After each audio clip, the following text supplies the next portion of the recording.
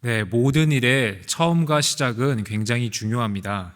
학교 생활에 성실하지 못한 학생도 졸업식과 개학식은 꼭 참여하라고 하고, 우리가 드라마를 보더라도 그 시작과 결말은 다른 무엇보다 사소하고 싶은 부분 중에 하나입니다. 결말을 미리 말하는 사람은 우리가 영어로 스포일러라고 합니다. 이 단어는 썩은 과일이나 오냐오냐 키워서 버릇없는 아이들을 부를 때 사용하는 단어입니다. 그만큼 결말은 중요하며 우리를 기대하게 만듭니다. 하지만 기대에 부응하는 기준은 언제까지나 우리 자신으로부터 오기 때문에 절대적이지 않으며 상대적으로 비교하기 쉽습니다. 오늘 우리가 읽은 누가복음 24장은 그 어느 것과도 비교할 수 없는 놀랍고 절대적이며 아름다운 결말로 마무리됩니다.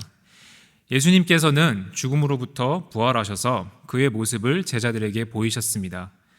처음에는 무덤에서 천사들을 통해 자신이 부활했다는 사실을 증명하셨고, 다음으로 엠마오로 가는 두 제자들에게 나타나셨으며, 마지막으로 오늘 말씀에서 예루살렘에 있는 제자들에게 나타나셔서 말씀을 밝히 가르치시고, 베다니에서 마지막으로 제자들을 축복하심으로 하늘로 올라가셨습니다. 오늘 우리가 함께 나눈 말씀은 예수님의 부활로 그 결말이 맺어지는 것처럼 보이지만 이는 진정한 삶의 시작을 의미합니다. 부활은 모든 말씀의 중심이며 기독교의 정수입니다. 또한 말씀을 이해하는데 가장 핵심적인 열쇠를 제공합니다. 하지만 부활을 믿는다는 것은 우리가 지금까지 경험하지 못한 큰 믿음을 요구합니다. 한평생 예수님을 믿고 자신들의 모든 것을 뒤로 한 채 부활하신 예수님의 모습을 본 제자들조차도 그 모습을 보고 무서워하며 영혼으로 생각했습니다.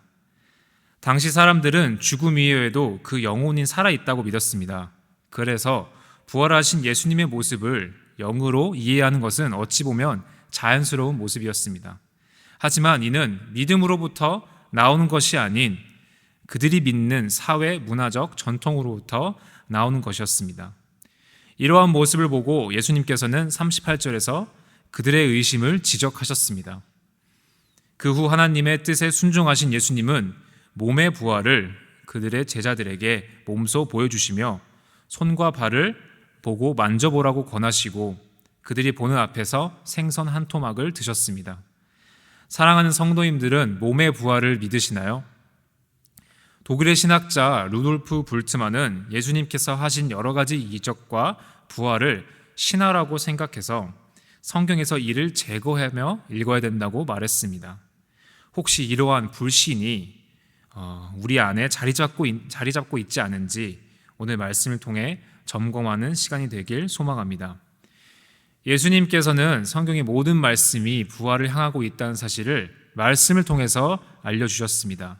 우리 함께 44절, 45절을 읽겠습니다.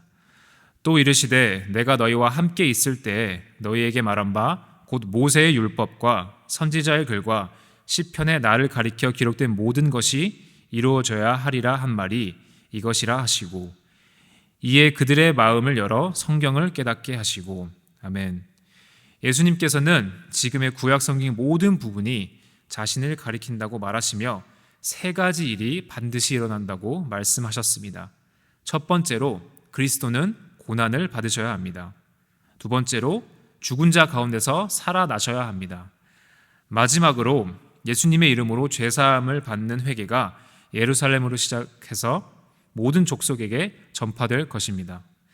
사랑하는 금광의 성도 여러분, 부활은 모든 말씀의 중심에 있습니다. 부활이 없다면 모든 성경이 허풍으로 전락되고 말 것입니다.